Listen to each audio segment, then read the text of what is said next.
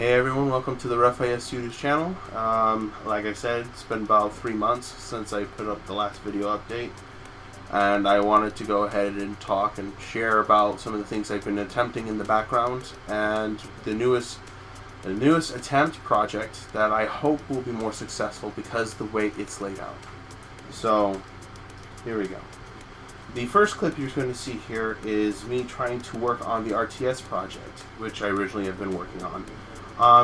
I was able to create a system which actually allows steps to be built for certain buildings, and basically allowing you to have different static meshes representing each stage of the building phases of your building.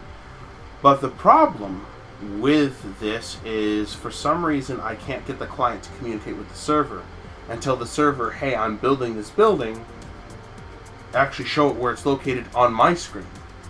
Instead, the server's like ignoring it and placing it where it wants to place it, as you'll see in the footage, and it makes things really difficult for me to show and, for me to do in this. So I have to figure out how to replicate that correctly and how to get it to work over the server. The project's definitely not dead.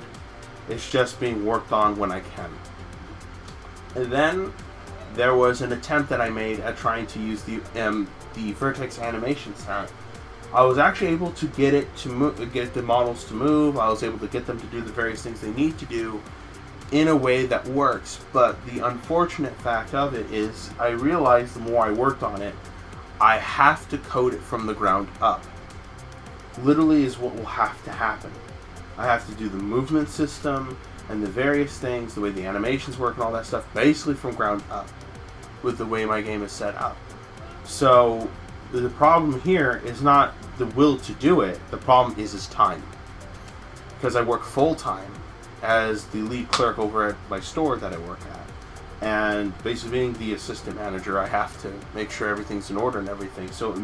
And I work 8 hours. So it makes it difficult for me to have the time to sit there and learn how to do things like C++ and actually be able to really dedicate time to that. So that's a challenge in its own right, and I will have to be looked at in the future as soon as I'm able to become a full-time game dev, if God wills it. But we'll see. And then the next project you'll be seeing here was one I was working on, which was going to be a hack and slash game that's like a horde mode, basically like Gears of War horde mode almost, that is set during ancient Rome and the sack of Rome. I'm not going to go too much more except for that in the project. I really wanted to work on this, but unfortunately it's not working as I planned, because I got it to where it could spawn troops in, but they're not moving around, nor are they following the player. And everything is set up so far from what I know correctly. So that's what's so bizarre about the whole ordeal. I will have to go ahead and explore it more and see what's going on with that. If I can figure that out, then I will also continue that project as well, which I hope to do. Because, like I said, it was going to be a fun, cool game, but unfortunately things are it's having issues in that regard. So we'll see what happens with that. And then there was another attempt I did try, which was the what was known as AFC, which was a RPG program, which basically allows you to create it was called the Ascent Framework, a combat framework. I was trying to use that as a tool, but unfortunately when it came to me trying to create unit variants or model variants for the various NPCs, it wouldn't allow me to do it. And so eventually I decided not to go with that, because the fact that it didn't have the capability for me to do that. And then I gone ahead and made I ended up discovering, no, I didn't make, my bad. I was going to say, I'm tired right now. It's 10 o'clock at night and I'm recording this. I'm trying to work on it the night before I release the video. Sorry guys, it's just, unfortunately, web cameras decided not to work. Various things were just, not panning out as I hoped. But, continuing on. Alright, but here, continuing with the update. So I found a newer tool called the Flexible Combat System done by Beardman. And it looks really promising, as I'll show in the clips here. The inventory system was exactly what I was looking for one of my projects, one of the bigger projects I wanted to make on. And also, it had a command system, which is exactly what I was looking for some of the things I'm wanting to develop. Plus, it has what's known as the war system as well, where the AI can actually fight each other in almost pitched battles. Which, all of this is what I've been looking for. It has factions, it has everything. Everything for what I'm desiring to do. And the thing I ran into was I was worried about variation. Again, because I noticed it doesn't fully have, like the way I originally would have done it, doesn't have that capability. But the way that Beardman has set up his system may actually be to my benefit.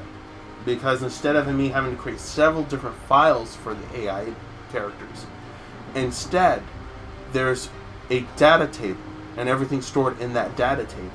Data tables, if I remember correctly, take a lot less information than creating several different blueprints for each and every single character. So, my goal is to actually just go ahead and make different NPCs with the different skins and stuff like that, and actually just make them make very different variants of them within the data table for the games.